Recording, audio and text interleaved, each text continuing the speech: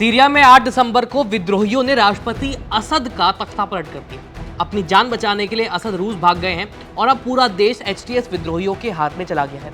इसी के साथ अब सीरिया में चल रहा गृह युद्ध और ज्यादा तेज हो गया है। पिछले 13 सालों से सीरिया गृह युद्ध की मार झेल रहा है, जिसमें 5 लाख से ज्यादा लोग मारे जा चुके हैं। देश लगभग तबाह हो चुका है। अलग अलग हिस्सों में आतंकी संगठन सक्रिय हैं।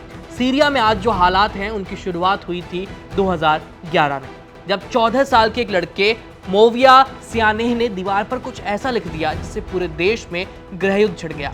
मोविया सियानेह कौन है और उसने ऐसा क्या लिख दिया कि सीरिया पिछले 13 सालों से गृह युद्ध से जूझ रहा है? आज हम इसी के बारे में बात करेंगे। नमस्ते, मेरा नाम है आयुष और आप देख रहे हैं ABP लाइव वर्ल्ड, जहां हम करते हैं बात अंतर्राष्ट्रीय प्रसंगों से जुड़े मुद्दों पर।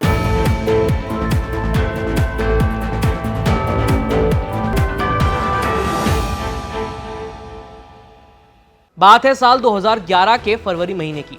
दक्षिणी सीरिया के दारा शहर के एक स्कूल की दीवार पर सरकार विरोधी एक ग्रेफिटी बनाई गई, जिसमें लिखा गया इज़ाक एल डोर, मतलब अब तुम्हारी बारी है डॉक्टर।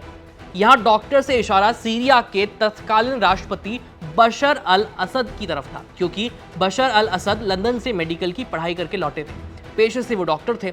इस ग्रेफिटी को बनाया था 14 साल के एक लड़के मोविया सियानेह ने। दीवार पर असद के खिलाफ ऐसी बात लिखने पर पुलिस ने मोविया और उसके दोस्तों को हिरासत में ले लिया। 26 दिनों तक सीरिया की सीक्रेट पुलिस मुखाबरात ने बंदी बनाकर रखा उन्हें। मोविया ने दावा किया था कि पुलिस ने उसे खूब टॉर्चर किया था। मोविया और उसके दोस्तों की रिहाई की मांग को लेकर विरोध प्रदर्शन हुए। इन विरोध प्रदर्शनों को दबाने के लिए असद सरकार ने गोलियां चलाई, आंसू गैस के गोले दागे। मोविया और उसके साथियों के साथ हुए मारपीट की तस्वीरें भी जमकर वायरल हुई थी, जिसके बाद सिर्फ दारा ही नहीं बल्कि समूचे सीरिया में सरकार के खिलाफ प्रदर्शन शुरू हो गए। मोविया ने जब अपने स्कूल की दीवार पर स्प्रे से बात लिखी थी, तब शायद उसे इस बात का अंदाजा भी नहीं था कि उसकी छोटी सी हरकत सिविल वॉर छेड़ देगी। मोविया और उसके दोस्तों को रिहा करवाने के लिए 15 मार्च 2011 को सीरिया में डे ऑफ रेज यानी गुस्से का दिन मनाया गया। देश भर में जबरदस्त विरोध प्रदर्शन हुए। असद को सत्ता से उखाड़ फेंकने के लिए लोग सड़कों पर उतर आए और इस तरह से सीरिया में गृह युद्ध की शुरुआत हुई। लोग सड़कों पर उतर आए। उन्होंने बशर अल असद की सरकार के खिलाफ खुलकर विरोध करना शुरू कर दिया, जिसके परिणाम स्वरूप पुलिस ने बल प्रयोग किया और कुछ लोगों को गिरफ्तार भी कर लिया। हालांकि पुलिस की कार्रवाई ने जनता के इस विद्रोह को और ज्यादा बढ़ा दिया। राष्ट्रपति असद को सत्ता खोने का डर था, इसीलिए उन्होंने विरोध प्रदर्शन को रोकने के लिए सेना उतार दी और सेना को हिंसा करने की पूरी छूट दे दी। जब प्रदर्शनकारियों ने सरकार के खिलाफ नारे लगाने शुरू किए तो उन पर ऑटोमेटिक हथियारों और टैंकों से फायर किया गया। इस दौरान सैकड़ों निहत्थे लोग मारे गए। जनता के विरोध प्रदर्शन से प्रभावित होकर सेना का एक गुट भी विद्रोह कर गया।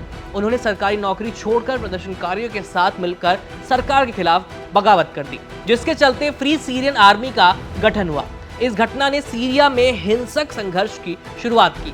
अल जजीरा की डॉक्यूमेंट्री में मोविया ने बताया कि सीरिया के गृह युद्ध में मोविया ने अपने पिता, दोस्तों और कई रिश्तेदारों को खो दिया था। अगर उसे पता होता कि उसकी इस हरकत का क्या नतीजा होने वाला है तो वो कभी भी राष्ट्रपति असद के खिलाफ ऐसी बातें नहीं लिखता। मोविया सियानेह की बनाई गई ग्राफिटी को 13 साल का वक्त गुजर चुका है। इन 13 सालों में सीरिया में भयानक क्षति हुई है।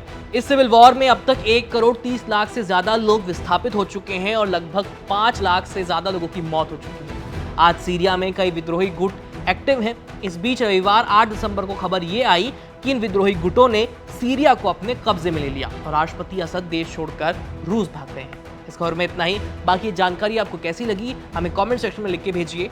सीरिया से जुड़े तमाम अपडेट्स आपको हमारे चैनल पर मिलते रहेंगे, इसलिए सब्सक्राइब करना मत भूलिएगा। मेरा नाम है आयुष, धन्यवाद।